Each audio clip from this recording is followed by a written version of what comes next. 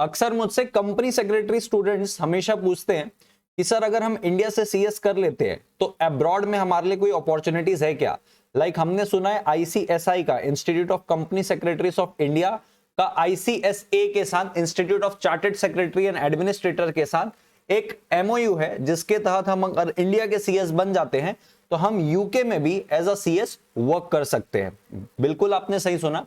But इसके अलावा मेरे पास स्टूडेंट का क्वेश्चन ये भी रहता है कि सर क्या सिर्फ हम यूके में ही कर सकते हैं, क्या हम कनाडा, ऑस्ट्रेलिया, सिंगापुर, ये जो कंट्री है, क्या हम यहां पे एज अ सीएस वर्क नहीं कर सकते।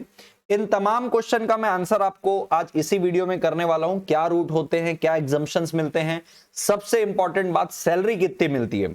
वैसे ये वीडियो खास करके सीए स्टूडेंट्स के लिए है, बट सीए और सीएमए स्टूडेंट भी इसको देख सकते हैं। आपको एक आइडिया पता चल जाएगा कि क्या रूट्स होते हैं अब्रॉड कंट्री में वर्क करने के लिए इन प्रोफेशनल डिग्री के बलबूते पे। बट ये वीडियो एक्सक्लूसिवली ये सीएस स्टूडेंट्स के लिए है।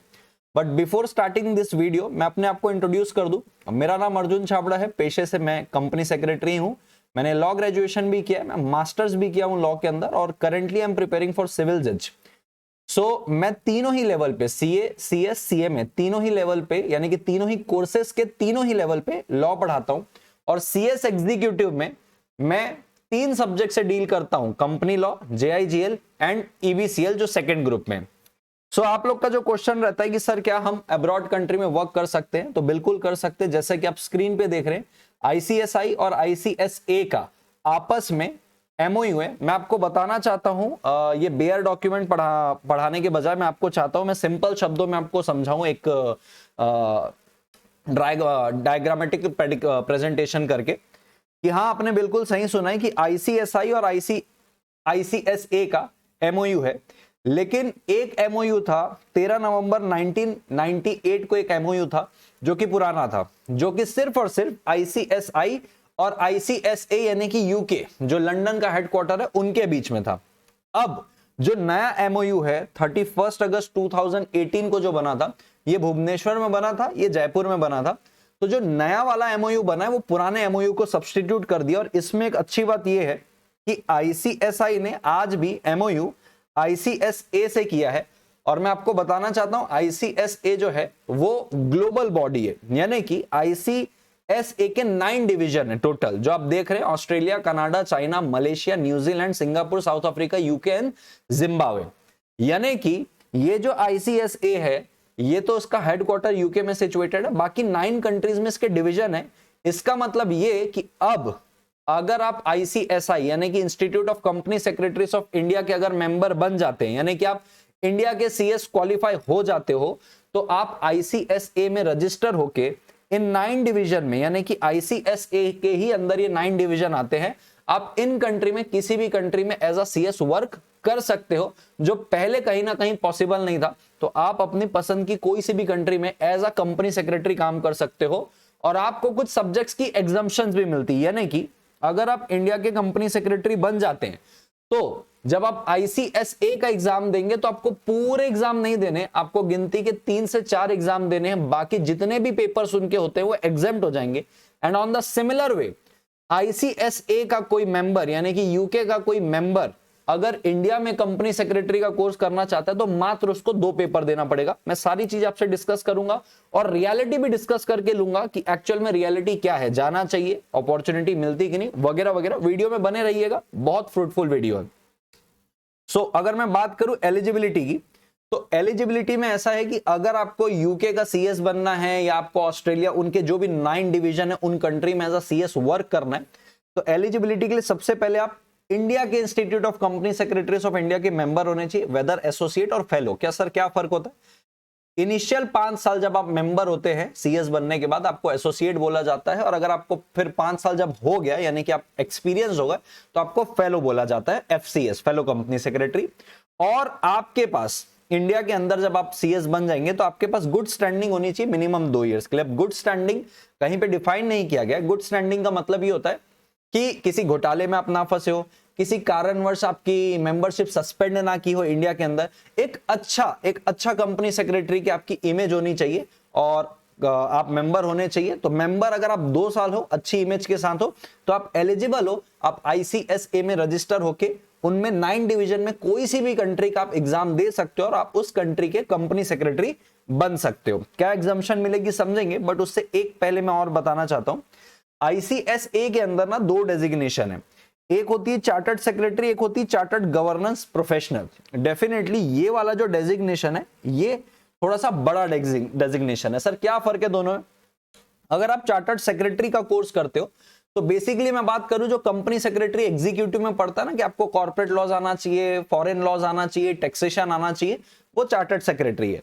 यहां आप जैसे अगर पहुंच जाते हो, इस डेजिग्नेशन का अगर कोर्स करते हो, तो ये इतने डीप नॉलेज वाले एक्सपर्ट हो जाते हैं जिनमें इनको रिस्क मैनेजमेंट का बहुत डीप नॉलेज होता है, स्ट्रेटेजिक प्लानिंग का बहुत डीप नॉलेज होता है। यानी कि इस प्रोफेशन का डैडी है ये वाला प्रोफेशन, जिसमें आपका एक्सपीरियंस, आपका नॉलेज, आपका एकेडमिक्स बहुत नेक्स्ट लेवल पे रहता है। तो ये 2 डेजिग्नेशन है, डिपेंड करता है कि आप कौन सा करना चाहते हो। पेपर वाइज एग्जाम्पशन बिल्कुल अवेलेबल है, तो मैं आपको पहले पेपर वाइज एग्जाम्पशन बता देता हूं कि कौन कौन से एग्जाम्पशन अवेलेबल है। तो सबसे पहले ना मैं एक छोटा सा इनके बारे से बता देता हूं कि यदि मान लीजिए कोई यूके का CS है और वो इंडिया का भी CS बनना चाहता है, मैं आपको बताना चाहता हूं मॉड्यूल प्रोफेशनल में आपके टोटल 9 सब्जेक्ट है, 9 के 9 सब्जेक्ट में से 7 सब्जेक्ट उसको एग्जाम्प्ट हो जाएंगे। अगर कोई बाहर का यहां करना चाहता है उसको सिर्फ प्रोफेशनल के ये 2 पेपर देने पड़ेंगे, बाकी सब के सब पेपर उसके एग्जाम्प्ट हो जाएंगे। यानी कि यूके का CS यहां आएगा, ICSI के 2 पेपर देगा और वो यहां का भी CS बन जाएगा। सर हमारा क्या सर, हम बनना चाहते हैं वो वाला बताओ सर, उसमें हमको ज्यादा डिटेल है। तो ध्यान से सुन के लीजिएगा। मेरे पास उनका MOU रखा हुआ है जिसमें उन्होंने ये सारी चीजें डिस्कस की है। तो अगर आप ध्यान देंगे यहां पे, ये देखिए कि अगर आप ICSA का कोर्स करना चाहते हैं, यानी कि आप यूके के CS बनना चाहते हैं, तो ये जो 4 पेपर्स है ये आपको एग्जाम्प्ट हो जाएंगे। ये 4 पेपर आपको क्या हो जाएंगे? एग्जाम्प्ट हो जाएंगे अगर आप चार्टर्ड सेक्रेटरी वाला कोर्स कर रहे हो, क्योंकि मैंने बताया 2 डेजिग्नेशन है। ये 4 पेपर आपके एग्जाम्प्ट हो जाएंगे क्योंकि ICSI और ICSA ये मानता है कि हमारे जो एकेडमिक करिकुलम है वो इतना कॉमन है कि ये सारे सब्जेक्ट के भले हमारे यहाँ नाम अलग है, बट कोर्स में वो सारी चीजें, इंडिया का जब आप CS बनते हो ना तो ये सारी चीजें पढ़ लेते हो, तो ये एग्जाम्प्ट है। आपको कॉर्पोरेट लॉ पढ़ना पड़ेगा और अप्लाइड गवर्नेंस। अब कॉर्पोरेट लॉ क्या है भाई, कहीं ना कहीं तो हर कंट्री का कॉर्पोरेट लॉ अलग ही रहेगा। आप तो इंडिया का कॉर्पोरेट लॉ पढ़े हुए, तो ये 2 पेपर नॉन एग्जाम्प्टेड रहेंगे। अगर आप ICSA का चार्टर्ड सेक्रेटरी वाला कोर्स कर रहे हो और आप कहां के लिए मेंबर बनना चाहते हो, आप Australia, New Zealand, southern Africa and Zimbabwe, in countries में एज अ CS ऑपरेट करना चाहते हो, एज अ CS काम करना चाहते हो, ये 4 पेपर आपको एग्जाम्प्ट हो जाएंगे, आपको ये 2 ही देने पड़ेंगे। फिर अगर मैं नीचे आता हूं, और ऐसा है कि अगर आप कौन सा डेजिग्नेशन चाहते हैं, चार्टर्ड गवर्नेंस का, चार्टर्ड गवर्नेंस प्रोफेशनल का, क्योंकि ऊपर चार्टर्ड सेक्रेटरी था, सेम कंट्री, ये 3 पेपर आपको एग्जाम्प्ट हो जाएंगे। ये 3 पेपर आपको देने पड़ेंगे जो कि अनकॉमन है हमारे इंस्टीट्यूट और उनके इंस्टीट्यूट का जो नहीं मिलता। अगर आप दोनों ही कोर्स एक साथ करना चाहते हैं, यानी कि आप चार्टर्ड सेक्रेटरी और चार्टर्ड गवर्नेंस प्रोफेशनल दोनों ही बनना चाहते हैं, इन सारी कंट्री में, कनाडा, हांगकांग, मलेशिया, सिंगापुर, इन कंट्रीज में आपको ये 4 पेपर हो जाएंगे एग्जाम, क्योंकि ये कॉमन है कहीं ना कहीं हमारे सिलेबस में, और ये 3 पेपर आपको देने पड़ेंगे। ठीक है जी। ये जितने भी डॉक्यूमेंट्स हैं मैं डिस्क्रिप्शन में इनकी लिंक दे दूंगा, आप खुद ही इनको पढ़ के समझ सकते हैं आराम से। और एक बात बताना चाहता हूं, ICSI की वेबसाइट में आपको ये एक चार्ट मिल जाएगा जिसमें साफ दिया हुआ है कि आप कौन सी सिटी के CS बनना चाहते हो, सॉरी कौन सी कंट्री के बनना चाहते हो, Australia, Canada, along with their website, जिसमें आपको बताया है कि आप ये डेजिग्नेशन पा सकते हो और ये पेपर आपको देने पड़ेंगे। यानी कि जितना भी यहाँ पे है ये सारे नॉन एग्जेम्प्टेड पेपर है, यानी कि आपको सिर्फ यही पेपर्स देने, उनके 8 पेपर, 9 पेपर, 10 पेपर, 12 पेपर आपको नहीं देने, आपको सिर्फ यही पेपर देने जो नॉन एग्जेम्प्टेड है, और आप इन पर्टिकुलर कंट्रीज के CS बन सकते हो, चार्टर्ड सेक्रेटरी या तो चार्टर्ड गवर्नेंस प्रोफेशनल बन सकते हो। ठीक है। अगर आप यहाँ पे देख रहे हो तो रजिस्ट्रेशन की डेट है, तो ये काहे की डेट है, तो जैसे कि मैंने आपको बताया कि ये न्यू MOU 2018 में बना, तो 2018 के MOU के तहत यहाँ पे इन्होंने रजिस्ट्रेशन की डेट दी कि भाई वाले MOU के बाद हमारे यहाँ रजिस्ट्रेशन इस डेट को शुरू हो रहा है, और अलॉन्ग विद उनकी वेबसाइट है। हर कंट्री के ICSA के वेबसाइट में जब आप जाओगे तो आपको वहां पे इंडिया का ICSI और ICSA यूके का आपको MOU का वर्णन मिलेगा वहां पे कि इस MOU के तहत आप एंट्री ले सकते हो हमारे कोर्स में, और आपको सिर्फ यही पेपर देने और उसके बाद आप हमारी कंट्री के भी CS बन सकते हो और एज अ CS आप यहाँ पे काम कर सकते हो। ठीक है सर, ये समझ में आया। सर इसके बाद हमको ये जानना है सर कि इसकी सैलरी क्या होती है। पेपर वाइज एग्जामिनेशन तो आपने बता दिया कि कैसे कैसे क्या होगा, सैलरी क्या होती है। तो मैं ईमानदारी से अगर आपको बताऊं, इसमें मैं कुछ रियलिटी भी आपको बताऊंगा। अगर आप लंदन में as a company secretary job करते हो, यानी कि इंडिया का CS बनने के बाद वहां करते हो, तो ऑन एन एवरेज आपकी सैलरी लाइक हाईएस्ट लेवल की बात करूं तो 5963 पाउंड, यानी कि मोटा माटी बोलूं इंडियन करेंसी के हिसाब से 62 लाख रुपीस पर एनम की सैलरी है। ठीक, एवरेज की बात करूं, एवरेज की बात इंडियन करेंसी में तो 40,000 से 50,000 पाउंड के बीच में आपको सैलरी मिलती है। यानी कि अगर मैं बोलूं तो 42 लाख से मिनिमम और मैक्सिमम जाता है 52 लाख रुपीस का। ठीक है जी, तो ये वहां का सैलरी है। बट कुछ FAQs जो हमेशा मेरे स्टूडेंट्स मुझसे पूछते हैं कि सर स्कोप है क्या सर वहां पे, मैं इसके लिए बोलूंगा हाँ स्कोप है भी और ना भी। सुनना इसकी बात क्या है।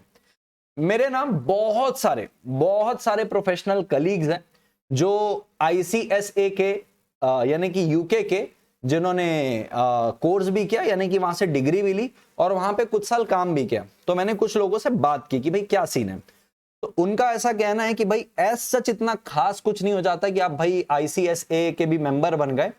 इट्स जस्ट लाइक उनका कहना है कि एक फ्लॉन्टिंग हो जाता है, इंडिया में आकर आप बताते हो कि हम दोनों ही बॉडी के मेंबर हैं। ठीक है, तो उनके हिसाब से बोले एज सच इतना स्कोप नहीं है। लेकिन हाँ वाले स्कोप में अगर मैं बात करूं, मेरे ही दोस्त, मेरे ही प्रोफेशनल कलीग जो इंडिया के थे, और आप इंडिया में रह के भी उनका एग्जाम दे सकते हो ICSA का, आपको जाने की जरूरत नहीं होती है, तो वो गया भी नहीं, वो इंडिया पे ही रहते रहते ICSA का भी मेंबर बना। तो ऐसी कंपनियां जो कि सब्सिडरी है यूके की, कोई कंपनी हो, सिंगापुर की कोई कंपनी हो, जैसे ही उनको पता चला अच्छा ये तो ICSA का भी मेंबर है, यानी कि इसको यूके लॉज भी ये पढ़ा हुआ है जो अनकॉमन है, इसको पता है, और हमारी सब्सिडरी किसकी है, यूके वाली कंपनी की, वो रख लेते हैं। तो एडवांटेज भी है और डिसएडवांटेज भी है। अच्छा, और एक बात, डिसएडवांटेज इन द सेंस ऐसा नहीं कि आप वहां गए तो आपको जॉब नहीं मिलेगी, जॉब मिलेगी आपको बिल्कुल। लेकिन मैं आपको एक सच बताना चाहता हूं, वहां पे जॉब के लिए ना लोकल प्रेफरेंस दिया जाता है। लोकल प्रेफरेंस का मतलब कि वो यूके का कोई भी कंपनी हो, आप सोचो, वो उस CS को रखना चाहेगा जो उसकी कंट्री का ही है, जो सारे लोकल लॉज जानता है, कि आपको रखेगा कि आप अपनी कंट्री के लॉ पढ़ के आए और फिर वहां पे जो अनकॉमन है उसको पढ़ रहे हो बाद में। तो उनका प्रेफरेंस रहता है लोकल का। लेकिन ध्यान से सुनना, बहुत सारे अपने रिलेटिव होते हैं जो ऑलरेडी उन बड़ी बड़ी कंट्रीज में ऑलरेडी रहते हैं, कोई 10 साल से रह रहा है, कोई 15 साल से रह रहा है। तो मेरा मानना ऐसा है, जो कि मैंने देखा भी है, कि मेरा कुछ दोस्त हैं जो वहां के CS बने और वहीं रहे, तो 2 साल 4 साल वो एक लमसम, मतलब थोड़ा ठीक ठाक वाले पैकेज में काम किए, बाद में रहते रहते, क्योंकि वो भी लोकल हो गए और उनको सपोर्ट भी था अपने भाइयों का, बहनों का, जो भी रिलेटिव रहते, फिर उनकी सैलरी बहुत अच्छे से हाइक हो गई और बहुत अच्छी लाइफस्टाइल भी जी रहे। तो हाँ भी और ना भी है, डिपेंडिंग कि आप किन परिस्थितियों में हो, आपका कोई परिचित है कि नहीं है, आप कितना प्रेफरेंस दे रहे हो उस कंट्री को, वगैरह वगैरह। ठीक है, मैं बताना चाहता हूं लीगल कंप्लायंस, यहां पे ICSI आपको कोई वीजा लगवा के नहीं दे देता है। आपको ICSI बस एक पाथ दे रहा है, एक एंट्री रूट दे रहा है कि आप वहां के भी कर सकते हो, पेपर CS बन सकते हो, और पेपर भी एग्जाम्प्ट करवा दे रहा है MOU के चलते। वीजा के रिगार्डिंग मैं आपको बताना चाहता हूं, एक एग्जाम होता है IELTS एग्जाम होता है। आपको पहले एग्जाम देना होता है किसी बाहर देश जाने के लिए, यानी कि ऐसे घूमने जाओगे, मतलब घूमने बोल रहा हूं, कुछ पढ़ने जाओगे, कुछ काम करने जाओगे, तो आपको ये एग्जाम देना होता है। आपका उस एग्जाम में कितना मार्क्स आ रहा है, 2 तरीके से आप जा सकते हो, स्टूडेंट वीजा से जा सकते हो और एक एम्प्लॉय वीजा से जा सकते हो, यानी कि वर्क वीजा से जा सकते हो। प्रेफरेबल यही रहता है कि आप एम्प्लॉय वीजा से जाओ, तो पहले आपको यहाँ पे एग्जाम क्रैक करना पड़ेगा, आपके पॉइंट्स के अकॉर्डिंग आपको वहां का वीजा मिलेगा। स्टूडेंट वीजा जल्दी मिलता है, यानी कि आप पहले तो अप्लाई करो कि वहां पे मैं कुछ पढ़ने के लिए जा रहा हूं, और पढ़ने के लिए जब आप जाओगे तो ऑलरेडी आपके पास मेंबरशिप वहां की होगी ICSA की, तो आप वहां पे स्टूडेंट वीजा से पढ़ाई के साथ साथ भी काम कर सकते हो। लेकिन वर्किंग वीजा मिलना, खासकर यूके जैसे शहर में, इतनी आसानी से नहीं देते। तो ये वीजा का कंप्लायंस आपको देखना पड़ता है। आपको वहां के रिजर्व बैंक ऑफ इंडिया में एटलीस्ट 5-10 लाख रुपए जमा कराना होता है कि कल को भाई आपको जॉब नहीं मिले तो आप वहां से पैसे निकाल के वहां पे कुछ अपना दिनचर्या चला सको। तो कुछ लीगल कंप्लायंस है, जो कि इतना कोई हाई फंडू साइंस रॉकेट नहीं है उसमें, बट कुछ चीजें ऐसी होती है जो हम बोलते हैं ना, दूर के ढोल सुहाने दिखते हैं, कि भाई अपन ने भाई टिकट की निकल ली और वहां पे काम करने, ऐसे नहीं है, बीच में कुछ चीजें रहेगी जो आपको कंप्लायंस करना पड़ेगा। अब मैं डिफिकल्टी लेवल की बात करूं, जैसे हमारे फ्रेंड्स ने इन सारे एग्जाम को क्रैक करके रखा है, तो उनका कहना है कि हाँ भाई ICSA के जो एग्जाम है वो डिफिकल्ट होते एज कंपेयर टू ICSI। क्यों? बोले ज्यादा केस लॉ आते हैं और सिचुएशनल क्वेश्चन होते हैं और वहां पे ऑब्जेक्टिव क्वेश्चन होते हैं और एक लेवल अलग लेवल का रहता है, मतलब नेक्स्ट लेवल का। मेरे बहुत सारे यूके के क्लाइंट है, क्योंकि लॉ सेम है तो मैं से डिस्कस करते जो स्टूडेंट है, तो उनके मैंने केस स्टडीज देखे, बहुत नेक्स्ट लेवल के होते हैं। तो कहीं ना कहीं थोड़ा सा फर्क है। और आंसर आपको बेस्ट प्रैक्टिस, वहां पे बेस्ट प्रैक्टिस क्या चल रही उसके हिसाब से आंसर करना पड़ता है, सिचुएशनल बेस्ड क्वेश्चन होता है। और मैंने लोकल वहां से बात की कि जो ऑलरेडी वहां पे काम कर रहे, तो उनका कहना है कि ICSA का बेटर रिकॉग्निशन है अक्रॉस द ग्लोब। इंडिया की बात करूं तो हमारा ICSI बादशाह है, लेकिन अक्रॉस द ग्लोब बात करूं, यानी कि पूरे पूरे पूरे पूरे पूरे पूरे दुनिया की अगर बात करूं वहां पे, तो वहां पे बोले across the globe ICSA globally recognised है और कहीं ना कहीं फायदा बढ़ता है। तो ओवरऑल मैंने कंक्लूजन इसका ये निकाला कि कोई बुराई नहीं है अगर आप ICSA के भी अगर मेंबर बन जाते हो। क्यों? उसके डुअल एडवांटेज है। आपका वहां पे कोई रहता है परिचित, आपको लाइफस्टाइल वहां का चाहिए, आप 1.5-2 साल वहां जाओ, आप वहां के लोकल बन जाते हो। हाँ, रेसिडेंट आपको लेना पड़ेगा, वहां पे रेसिडेंशियल स्टेटस लेना पड़ेगा और वहां पे फिर आपको जॉब लमसम मिलेगी। अन्यथा आप क्या कर सकते हो कि वहां की डिग्री ले सकते हो। और आजकल बहुत सारी कंपनी है भैया, सिंगापुर की, यूके की, न्यूयॉर्क की, जो यहाँ पे अपनी सब्सिडरी खोल रहे हैं। तो वो लोग प्रेफरेंस देते हैं कि कोई ऐसा बंदा जो हमारे यहाँ के भी लॉस जानता है और यहाँ के भी जानता हो, क्योंकि कंपनी तो यहाँ बन रही है और वहां के भी लॉस जानता, तो वो आपको वो कर लेती है, ऑब्जर्व कर लेती है अपने पास कि हाँ भाई चलो आप हमारे यहाँ काम कर सकते हो। तो ये कुछ मुझे बताना था। तो कंक्लूजन इसका ये है कि भाई जिसको लाइफस्टाइल चाहिए, बहुत अच्छी लाइफस्टाइल चाहिए, काम करना आप चाहते हो, वहां पे आप डेफिनेटली ये कोर्स करके जा सकते हो। बट आपको मैं बता दूं, इंस्टेंट आपको अपॉर्चुनिटी नहीं मिलेगी, इंस्टेंट अपॉर्चुनिटी नहीं मिलेगी, क्योंकि वो लोकल को प्रेफरेंस देते हैं। हाँ, आप सिर्फ डिग्री के लिए करना चाहते हो कि प्रोफाइल अपग्रेड हो जाए, बिल्कुल कर सकते हो, फ्लॉन्ट कर सकते हो एक तरीके से। और यहाँ पे जितनी भी कंपनी ओवरसीज कंपनी की सब्सिडरीज आएगी, वो आपको प्रेफरेंस देगी और आपको एक अच्छा पैकेज मिल सकता है। वीडियो अगर अच्छा लगा हो तो प्लीज लाइक करना। अगर आपके कोई और क्वेश्चन है तो कमेंट में प्लीज बताएं कि कौन सा क्वेश्चन है जो मैं एड्रेस कर सकूं। और कमेंट में ये भी बताएं वीडियो कैसा लगा, और अच्छा लगा तो वीडियो को शेयर कर देना अपने दोस्तों के साथ। Thank you so much, take care, bye bye.